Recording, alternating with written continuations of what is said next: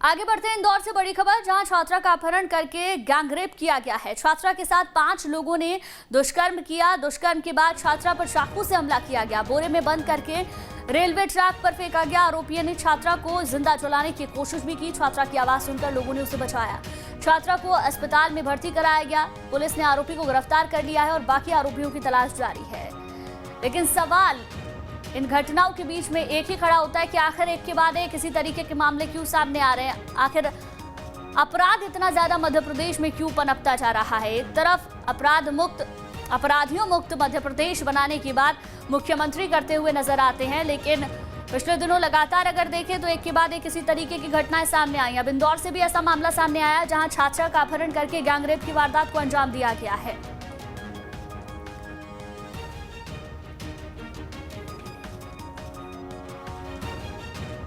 आदित्य सिंह हमारे संवाददाता ज्यादा जानकारी के साथ लाइव हमारे साथ जुड़ गए हैं। आदित्य, इंदौर से मामला सामने आया जहां गैंगरेप एक छात्रा का अपहरण करके किया गया है, क्या जानकारी है इसको लेकर? पहले तो पूरी जानकारी।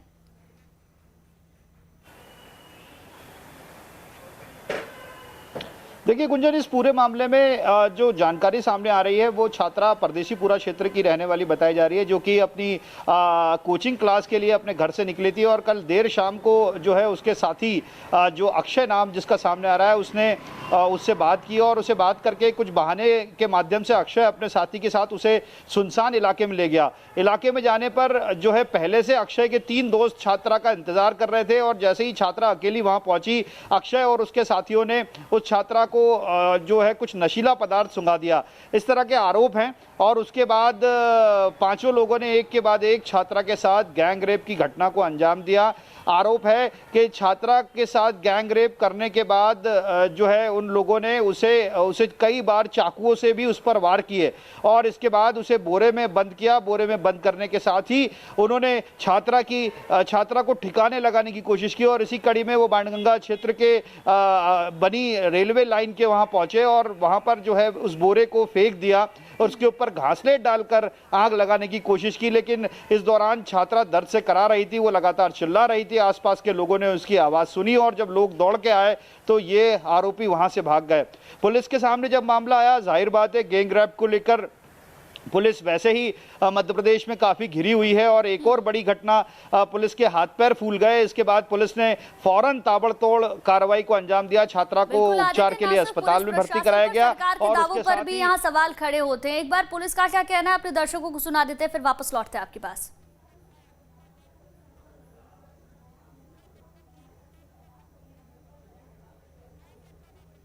अभी लगभग 8:30 बजे पुलिस कंट्रोल रूम को सूचना प्राप्त हुई थी कि एक लड़की जो है वो घायल अवस्था में है और उसके साथ कुछ दुर्घटना घटित हुई है। इस पर से मौके पर थाने की टीम वहाँ पर पहुंची और उसको लेके MIH आए हैं। उसका इलाज करवाया जा रहा है। चाकू के 2 चोट के निशान हैं और लड़की के द्वारा उसका कहना है कि उसको 2 लोग लेके गए थे पाटनीपुरा चौराहे से और उसके साथ कोई घटना भी घटित हुई हो सकती है, उसका ऐसा कहना है। तो इस संबंध में भी उसका मेडिकल परीक्षण कराया जा रहा है। लड़की के द्वारा जो बताया गया है कि जो संदेही व्यक्ति है उस व्यक्ति को भी पुलिस ने अभी अपने हिरासत में ले लिया है और पुलिस अभी लड़की से और जो संदेही व्यक्ति है दोनों से पूछताछ कर रही है और घटना के बारे में तस्दीक की जा रही है। लड़की का ये कहना है, जो घायल है उसका कहना है कि वो बोरे में बंद थी। इस संबंध में अभी तक ऐसे कोई साक्ष्य मिले नहीं है, लेकिन अभी मौके पर बहुत सारी टीमें वहाँ सर्च कर रही हैं और हम लोग भी अभी मौके पर जाकर इस चीज़ को देखने का प्रयास कर रहे हैं कि वो बोरा आखिर है कहाँ। तो बोरे के संबंध में भी जांच जारी है। और आदित्य, हमारे संवाददाता लगातार हमारे साथ बने हुए हैं। आदित्य, इस घटना के बाद हर बार सवाल यही खड़ा होता है कि आखिर इस तरीके की दरिंदगी थमेगी कब, क्योंकि पुलिस प्रशासन की कार्यशैली पर भी सवाल खड़ा होता है। इसके साथ साथ सरकार जो तमाम दावे करती है अपराधों को बंद करने के, अपराधियों के खिलाफ कार्रवाई करने के, क्या इतनी ही कार्रवाई काफी होती है कि अगली बार फिर इसी तरीके का मामला सामने आ जाए?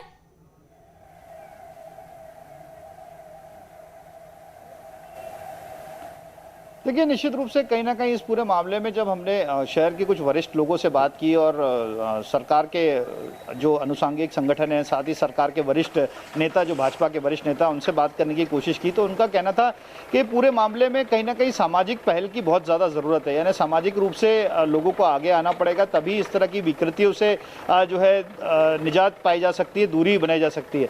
अब ऐसे में सवाल ये उठता है कि आखिर कैसे इस पूरी घटना को रोका जा सकता है, क्या कुछ सरकार के पास एक्शन प्लान होगा? क्योंकि देखिए, जिस तरह से लगातार ये घटना सामने आ रही है, चाहे उमरिया की घटना हो, चाहे इंदौर की घटना हो, या इसके अलावा मध्य प्रदेश के अलग अलग कोने की घटना हो, लगातार एनसीआरबी के आंकड़े इस ओर इशारा कर रहे हैं कि मध्य प्रदेश में रेप की घटनाएं जो हैं उसमें इजाफा होता दिखाई पड़ रहा है, और ये इजाफा बहुत सालों से एक जैसा बना हुआ है।